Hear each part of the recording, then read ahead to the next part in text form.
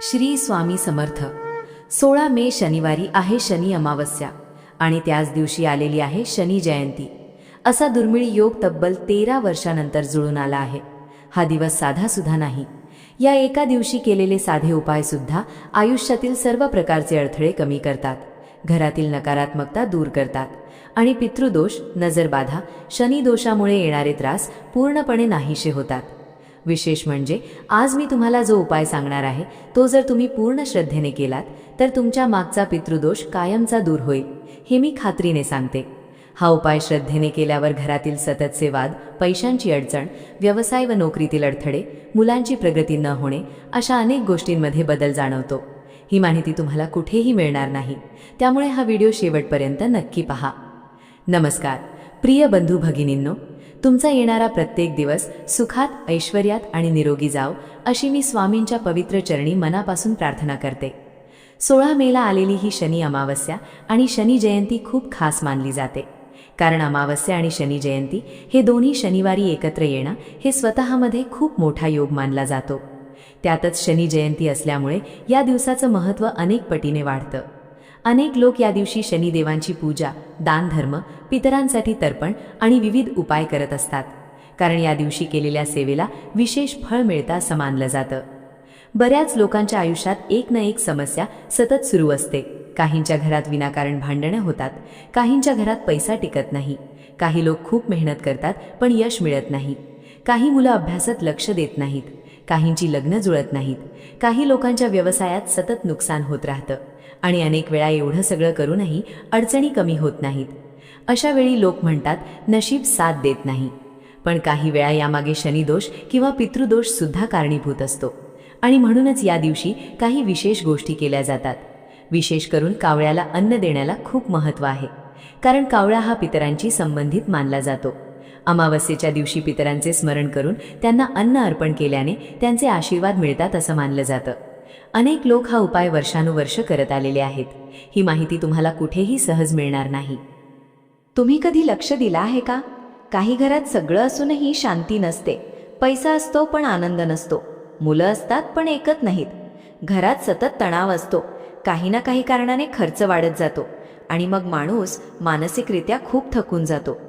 अशा वेळी अशा पवित्र दिवशी श्रद्धेने केलेले उपाय मनाला आधार देतात आणि सकारात्मक ऊर्जा निर्माण करतात. या दिवशी तुम्हाला सकाळी लवकर उठायचं आहे. शक्य असेल तर सूर्योदयाच्या आधी उठून स्वच्छ स्नान करायचं आहे. त्यानंतर घरातील देवपूजा करायची आहे. शनिदेवांचे आणि स्वामी समर्थांचे नामस्मरण करायचं आहे. काळ्या तिळाचं दान, तेलाचं दान किंवा गरजूंना अन्नदान केलं तर त्यालाही खूप महत्त्व आहे. पण आज मी तुम्हाला जो उपाय सांगते आहे तो खूप साधा आहे आणि कोणालाही सहज करता येईल असा आहे. या उपायासाठी तुम्हाला थोडासा भात शिजवायचा आहे. हा भात साधा नाही तर गोड भात असणार आहे. भात शिजवताना त्यामध्ये थोडंसं दूध आणि थोडीशी साखर टाकायची आहे. काही लोक गूळ सुद्धा वापरतात, पण साखर किंवा गूळ यापैकी काहीही वापरू शकता. हा भात प्रेमाने आणि शांत मनाने बनवायचा आहे. रागत किंवा घाईत करू नका. यानंतर हा गोड भात एका वाटीत काढून घ्यायचा आहे. त्यावर थोडे काळे तीळ टाकायचे आहेत. काळे तीळ शनिदेवांशी संबंधित मानले जातात, त्यामुळे या दिवशी त्याला विशेष महत्त्व असतं. मग ही वाटी हातात घेऊन तुमच्या घरात शांतपणे फिरायचं आहे. प्रत्येक खोलीत जायचं आहे. घरातील मुख्य भिंतींजवळ, कोपऱ्यांजवळ ही वाटी घेऊन फिरायचं आहे. मनात स्वामींचं नामस्मरण करत राहायचं आहे. अनेक लोक विचारतात हे का करायचं?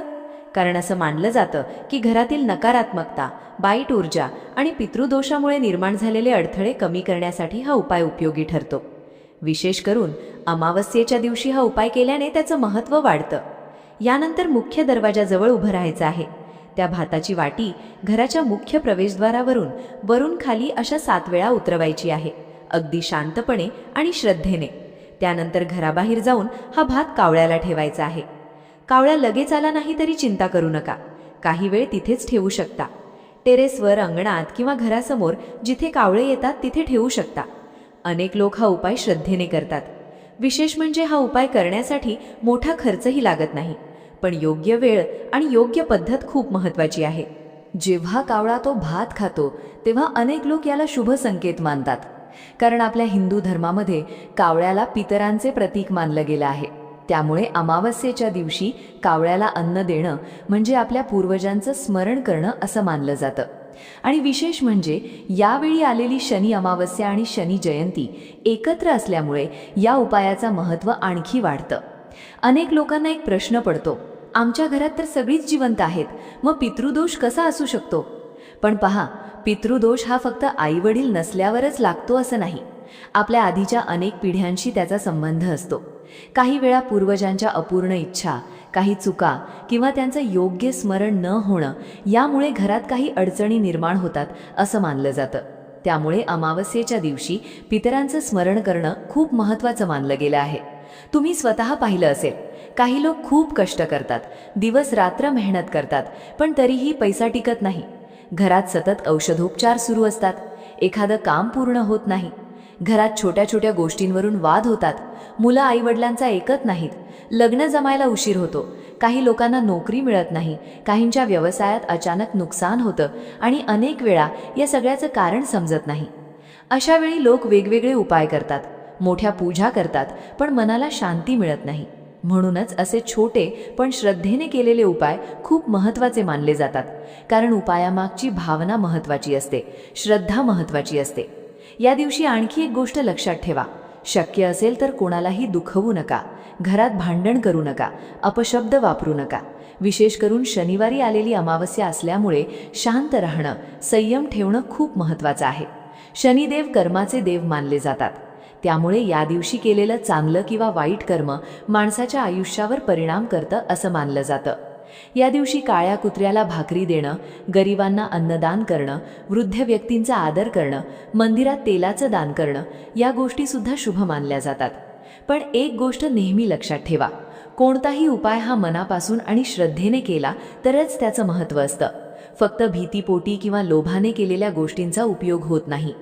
काही लोक म्हणतात, आम्ही अनेक उपाय केले पण फरक जाणवला नाही. पण पहा, प्रत्येक गोष्टीला वेळ लागतो. जसं बी पेरल्यानंतर लगेच झाड तयार होत नाही, तसंच उपायांचा फळसुद्धा श्रद्धा, संयम आणि सकारात्मकतेने मिळतं. त्यामुळे कोणताही उपाय करताना मनात शंका ठेवू नका. या दिवशी शक्य असेल तर संध्याकाळी शनिदेवांच्या मंदिरात जाऊन दर्शन घ्या. मंदिरात जाऊ शकत नसाल तर घरातच तिळाच्या तेलाचा दिवा लावा. ओम शम शनिश्चराय नमः या मंत्राचा जप करा. स्वामी समर्थांचं नामस्मरण करा. काही वेळ शांत बसा. मनातील भीती, चिंता स्वामींच्या चरणी अर्पण करा. कारण आजकाल प्रत्येक माणूस बाहेरून हसत असला तरी आतून खूप थकलेला आहे. कोणाला पैशाची चिंता आहे, कोणाला मुलांची चिंता आहे, कोणाला संसाराची चिंता आहे. आणि म्हणूनच असे पवित्र दिवस माणसाला मानसिक आधार देतात, मनाला सकारात्मक ऊर्जा देतात. अनेक लोक हा दिवस साधा समजून दुर्लक्ष करतात, पण काही दिवसांचं महत्त्व खूप मोठं असतं. विशेष करून 16 मेला आलेला हा दुर्मिळ योग पुढील अनेक वर्ष सहज येणार नाही. त्यामुळे हा दिवस वाया जाऊ देऊ नका. श्रद्धेने हा छोटासा उपाय करा. आणखी एक महत्त्वाची गोष्ट, हा उपाय करताना मनात कोणाबद्दल द्वेष ठेवू नका, कारण नकारात्मक विचारांमुळे सुद्धा घरातील वातावरण बिघडतं. म्हणून या दिवशी शक्य तितकं शांत राहा, देवाचं नामस्मरण करा, घरातील मोठ्यांचा आशीर्वाद घ्या. काही लोक उपाय केल्यानंतर लगेच परिणाम शोधतात, पण खरं पाहिलं तर अनेक वेळा बदल हळूहळू जाणवायला सुरुवात होते. घरातील वातावरण बदलतं, मन शांत राहतं, कामांमध्ये अडथळे कमी होतात आणि सगळ्यात महत्त्वाचं म्हणजे माणसामध्ये सकारात्मक विचार वाढायला लागतात. या दिवशी अजून एक गोष्ट खूप महत्त्वाची मानली जाते, ती म्हणजे आपल्या घरातील वातावरण. तुम्ही लक्ष दिलं असेल, काही घरात सतत तणाव असतो. सकाळपासून रात्रीपर्यंत काही ना काही कारणाने वाद होत असतात.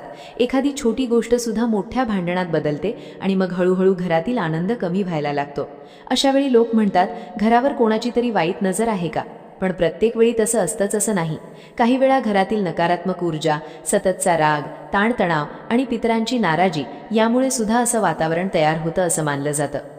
म्हणूनच 16 मेला आलेली ही शनी अमावस्या आणि शनी जयंती खूप महत्त्वाची आहे.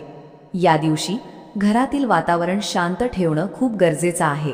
शक्य असेल तर सकाळपासून टीव्हीवर मोठमोठ्याने आवाज लावू नका, भांडण करू नका, कोणाबद्दल चुकीचं बोलू नका, कारण या दिवशी मन जितकं शांत राहील तितकी सकारात्मक ऊर्जा वाढते असं मानलं जातं.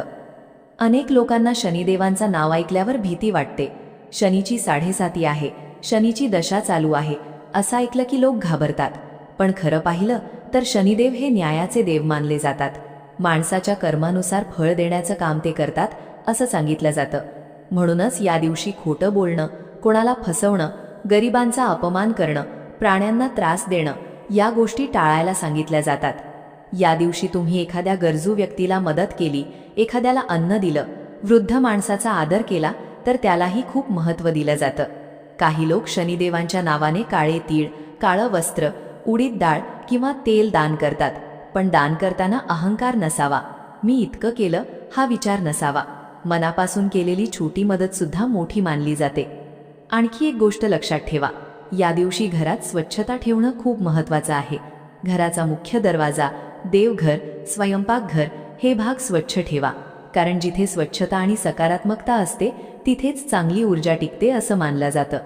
अनेक लोक अमावस्येच्या दिवशी संध्याकाळी घराच्या मुख्य दरवाजाजवळ तिळाच्या तेलाचा दिवा लावतात. हा दिवा शांतपणे लावून स्वामींचं नामस्मरण करायचं असतं. काही लोक विचारतात, हा उपाय महिलांनीच करायचा का? तर नाही, हा उपाय महिला आणि पुरुष दोघेही करू शकतात. घरातील ज्याला श्रद्धा आहे, ज्याचं मन शांत आहे, त्या व्यक्तीने हा उपाय करू शकतो. पण उपाय करताना मनात नकारात्मक विचार नसावेत.